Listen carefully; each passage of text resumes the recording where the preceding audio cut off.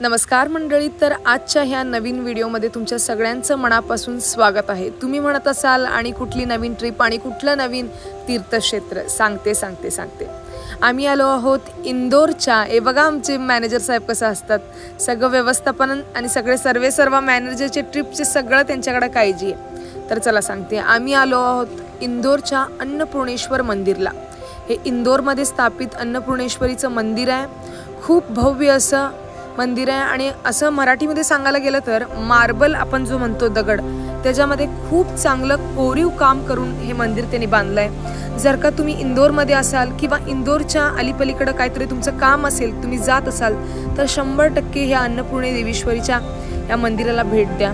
आणि ह्या मूर्तीची कहाणी म्हणजे पार्वती देवी म्हणजे जे गौरीचे रूप आहेत, पार्वती देवी शंकर भगवानांना अन्नदान करत आहेत। तर ह्याची पण तुम्हाला मी कथा सांगते।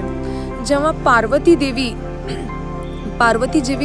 जेव्हा आपलं गौरी रूप, पार्वतीचं रूप म्हणजे त्यांना त्या रूपातून त्या कामातून मुक्त होतात, म्हणजे ते रूप त्यांच्याकडे नाहीच होतं, तेव्हा त्या आपल्या अर्धनारेश्वराला म्हणजे शंकराला त्या विनंती करतात की भगवंता, माझं हे रूप मला परत आलं पाहिजे, माझं हे पार्वतीचं रूप म्हणजे गौरीचं रूप, माझं हे जे रंग आहे हे मला परत प्राप्त झालं पाहिजे।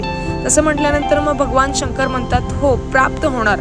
खरं तुम्हाला हे रूप परत, पार्वतीचं रूप, गौरीचं रूप आणि तुमच्या ह्या गोऱ्या रंगाचं रूप तुम्हाला प्राप्त व्हायचं असेल तर तुम्हाला इंदोरमध्ये येऊन अन्नपूर्णा देवीचं म्हणजे अन्नदेवी म्हणून तुम्हाला पुनर्निर्माण व्हायला लागणार।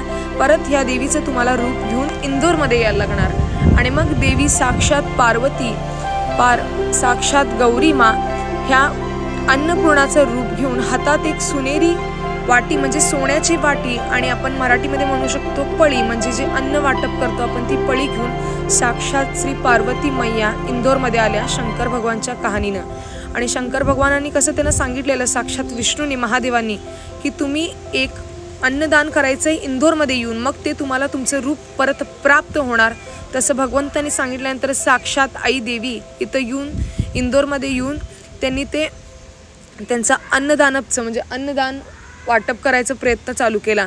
आणि आई पार्वतीला, आई गौरीला परत त्यांना ते अन्नपूर्णाचं नाव लागलं आणि त्यांना त्यांचं रूप परत प्राप्त झालं। तुम्ही बघू शकता, भव्य असं मंदिर आहे, खूप चांगलं। एवढे कृष्णाचे असू दे, महादेवाचे एवढे इथं मूर्ती रचलेत। प्रत्येक ह्या मंदिराच्या ह्या एका प्रत्येक शिल्पावर, प्रत्येक एका ह्या दगडावर एवढं कोरीव काम, एवढं डिटेलिंग। साक्षात विष्णू भगवानचं, काळभैरीचं, कृष्णाचे किती अवतार होते। आणि बघू शकता, ही राक्षसी देवी कृष्णाला दूध पाजत होती। लहानपणी कृष्णाची आई कसं नटखट होता, कृष्ण कसं मारत होती, हे सगळं कोरीव काम ह्यात केलं आहे। कृष्णाचे सगळे रूप, 10 अवतार ह्या मंदिरमध्ये तुम्हाला बघायला मिळतील। खूप चांगलं मंदिर आहे, 100% एकदा विजिट द्या। आणि या मंदिराच्या मागच माँ गौरी अन्नपूर्णा मंदिर म्हणून, आणि आपल्याला लहानपणापासून कथेत माहीतच आहे, जिथं कृष्ण भगवान आहे, जिथं पार्वती देवी आहे, राधा कृष्ण जिथं आहेत, मग तिथं गाई वासरू हे असायलाच पाहिजे। आणि ह्यातच तर आपले कृष्ण भगवान वसतात असं समजून हे आश्रम त्यांनी मागं चालू केले। आणि जे पण भाविक भक्त लोक येतात, जे काय त्यांचं जे मोल आहे ते घेऊन ते बुट्टीमध्ये जे काय ते गायींना खायचं असू दे, चारा असू दे, ते आपण जे आलेलं असतोय पर्यटक, ते आपण हे ना खायला घालू शकतो। किती गोंडस आणि साक्षात भगवंताचं रूप आहे ह्या सगळ्या गायी देवीमध्ये। यांना बघितल्यानंतर ना परत श्रीकृष्ण भगवानांची आठवण येते, कारण की साक्षात श्रीकृष्ण भगवान असं म्हणतात की 33 कोटी देव पण माझ्यात पण नसतील तेवढं ह्या मुद्ध गायीमध्ये, वासरूमध्ये आहेत। तुम्ही साक्षात माझं रूप, ह्या भगवंताचं रूप तुम्ही ह्यात बघू शकता। आणि आमच्याबरोबर जे कोण मंडळी ट्रिपमध्ये आले होते ते पण सगळेजण आपली सेवा करत होते, कृष्ण भगवानाकडे प्रार्थना करत होते, भगवंता की हे जे पुण्य काम आम्ही करतोय याचं कुठेतरी ह्या रूपात तुला बघतोय भगवंता म्हणून। मी पण गेले होते, मम्मीनं मला सांगितलेलं ओढतंय ते व्यवस्थित बघ दे, तसंच झालं। खरं खूप बरं वाटतंय, आम्ही हे सगळे मंदिर एक्सप्लोअर करतो आहोत, ह्या मंदिरांचं दर्शन घेत आहोत। मी तर खूप एन्जॉय करते ही ट्रिप। आणि तुम्ही खरंच मनापासून सांगते, असं सारखं सांगाले म्हणून कंटाळ घेऊ नका व्हिडिओमध्ये की काय हेच सांगता। 100% तुम्ही इंदोरमध्ये असाल, हे मंदिर खूप चांगलं आहे, एकदा खरंच विजिट द्या।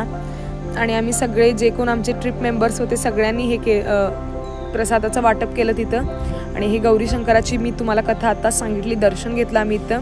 आणि साक्षात परशिवा परमेश्वर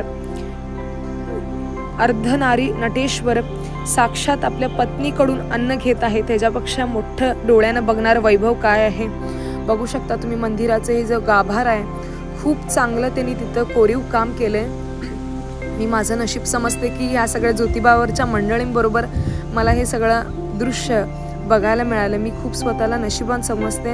आणि हे तुम्ही बघू शकता परशिवा पार्वती, जे मा गायत्री, महाकाली आणि पार्वती माता पार्वतीचे तिन्ही रूप ह्या मंदिरामध्ये आहेत. या तिन्ही रूपचं दर्शन तुम्हाला इथं होतं. आणि मंदिराच्या प्रत्येक मागच्या गाभाऱ्यात देवी महालक्ष्मी असू दे, विष्णूचे अवतार असू दे, प्रत्येक अवतारावर त्यांनी त्या मूर्तीचं कोरीव काम केलंय. सगळं मार्बलमध्ये इन डिटेल, मला माहित नाही किती वर्ष लागले असतील हा मंदिर बनवायला, पण इन डिटेल चोख काम केले ज्यांनी पण केलंय. खरंच खूप डोळ्याला शांती देणारं हे रम्य असं वातावरण, शांतता या मंदिरामधली. आणि ह्या तिन्ही देवींचं रूप मा गायत्री, मा काली आणि मा अन्नपूर्णेश्वरी, खरंच मनाला समाधान देणारं हे मंदिर आहे. एकदा नक्की भेट द्या. आणि आमचे सगळे मंडळी इकडं आले होते. आणि हे बघू शकता माता पार्वतीचे हे सगळे 10 अवतार, दशावतार आपण म्हणतो, इथं सगळे आहेत. हे 9 अवतार माता पार्वतीचे. आणि जे काही पक्षी पण आहेत त्यांना पण आवडलं हे मंदिर, ते पण इथं येऊन मंदिरामध्ये बसलेत. जिथं भगवंत तिथं पशु पक्षी गुणवंत, त्यासी कृपा करी भगवंत, असं म्हटलंच आहे आपल्या ग्रंथामध्ये. तसं मनुष्यापाशी कधीतरी भेद असू शकतो, पण भगवंतापाशी कधीच भेद असणार नाही. भगवंत प्रत्येक आपल्या माणसाला असू दे, पशुपक्षींना असू दे, सगळ्यांना सुखी ठेवायचंच त्याचं काम आहे. आणि तो अत्यंत प्रियपणे, अत्यंत नम्रपणे भगवंत तो करताय. तर आम्ही तुम्ही कोणती गोष्ट, आपल्याला पण प्रत्येक माणसामध्ये भगवंत बघायला आला पाहिजे आणि आपण ते काम केलंच पाहिजे. जिथं पण आपण तीर्थक्षेत्राला जातो, आपण तिथं हेच शिकलं पाहिजे की भगवंताने कधी कुणाचा भेदभाव केला नाही, भगवंताने पशुपक्षींचा भेदभाव केला नाही. साक्षात श्रीकृष्ण भगवानांनी कधी पण असं म्हटलं नाही ह्या गायींना मी का सांगू. साक्षात कृष्ण भगवान जेव्हा बासुरी वाजवायचे, लाखो करोडे मोर असू दे, कुत्री, श्वान, जे काय पशुपक्षी सगळे येऊन भगवंताचं दर्शन घ्यायचे. आणि त्याच्या उजवीकडेलाच ह्या मंदिराच्या, इंदोरच्या ह्या अन्नपूर्णेश्वरी मंदिराच्या उजवीकडेलाच हे वेद मंदिर म्हणून आहे. म्हणजे आपल्या ग्रंथामध्ये जे 4 ग्रंथ आहेत, अथर्ववेद, ऋग्वेद, सामवेद, हे जे 4ही पण वेद आहेत, त्या वेदांचं इथं ते भगवंत, त्या नावाचे ते भगवंत इथं आहेत. तिथं शंकराची पण एक पेंडी आहे. खूप छान अभिषेक चालू होता. आमचं भाग्य म्हणायचं की आम्हाला हे सगळं दृश्य बघायला मिळालं. आणि तुम्ही बघू शकता भगवंताचे 10ही अवतार तिथं वर चित्र करून खूप कोरीव कामाने तिथं काढलं आहे. आमचं भाग्य म्हणायचं आम्हाला हे सगळं बघायला मिळतंय. माता सीता, राम, लक्ष्मण, रामलल्ला आपले लक्ष्मण भगवान, हे तिन्ही लोकांचे इथं मूर्ती आहेत. आणि इकडे जेव्हा तुम्ही पलीकडे बघायला येता, साक्षात वैकुंठात समुद्रामध्ये विष्णू भगवान आणि ही आई आपली महालक्ष्मी अंबाबाई, म्हणजे पार्वतीचं स्वरूप, भगवंताचं चरण कमल घेऊन भगवंताचे पाय दाबतानाचं हे दृश्य. आणि नाभीमधून भगवंताच्या श्री विष्णू महेश प्रगट झालेलं हे दृश्य. आणि तुम्ही बघू शकता अथर्ववेद असू दे, रामवेद असू दे, युद्धवेद असू दे, त्रिवेद असू दे, हे 4ही वेदाचे हे 4ही भगवंत इथं आहेत. आणि खूप चांगलं मंदिर आहे हे, पण पुराणत कालाचं मंदिर आहे. असं म्हणतात की हे अन्नपूर्णेश्वरी मंदिर तर होतंच, पण हे जे मंदिराच्या ह्या सगळ्या मूर्त्या आहेत हे खूप जुन्या मूर्त्या आहेत.